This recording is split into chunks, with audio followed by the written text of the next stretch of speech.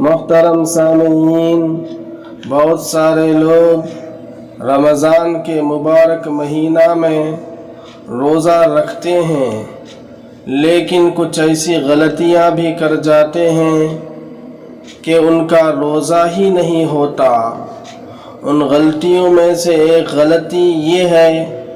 کہ بہت سارے لوگ سحری کا وقت ختم ہونے کے باوجود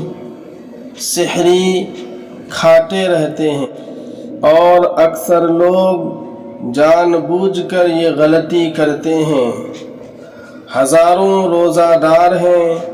جو سحری کا وقت ختم ہونے کے بعد بھی اذان تک کھاتے رہتے ہیں اور اذان کے بعد بھی کھاتے رہتے ہیں، اور خاص کر گھر کی مستورات عورتیں، دیندار خواتین ایسا ہی کرتی ہیں۔ تو یاد رکھیے اور اچھی طرح سن لیجئے کہ سحری کا وقت مقرر ہے، اور بڑے بڑے علماء اور فقہاء نے لکھا ہے، خاص کر ہمارے اس دور کے علماء اور فقہاء نے لکھا ہے کہ روزہ رکھنے والوں کو چاہیے کہ سحری کا وقت ختم ہونے سے 5-10 منٹ پہلے ہی سحری ختم کر دے، اور اگر کوئی روزہ دار سحری کا وقت ختم ہونے کے باوجود کھاتا پیتا ہے تو ان کا روزہ ہرگز نہیں ہوگا،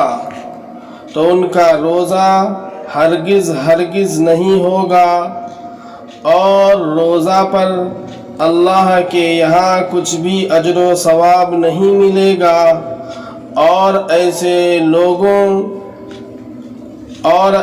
لوگوں کا روزہ اللہ کے دربار میں مردود اور نامقبول ہے۔ معزز سامعین، اگر ہم لوگ اس غلطی سے بچنے کے لیے تھوڑی سی کوشش کریں اور فکر کریں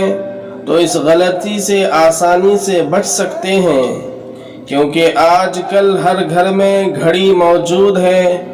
اور موبائل موجود ہے، اور رمضان کے ٹائم ٹیبل کے کیلنڈر بھی ہر کسی کے پاس ہوتا ہے،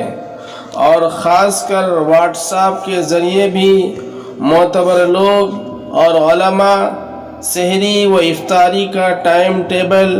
شیئر کر کے لوگوں کو آگاہ کرتے رہتے ہیں۔ تو ایسے میں ہمیں چاہیے کہ ان چیزوں سے فائدہ اٹھائیں، اور عشاء کے بعد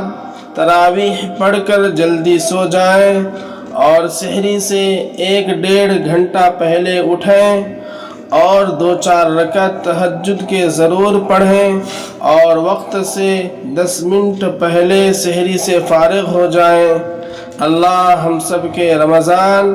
اور روزہ کو قبول فرمائے۔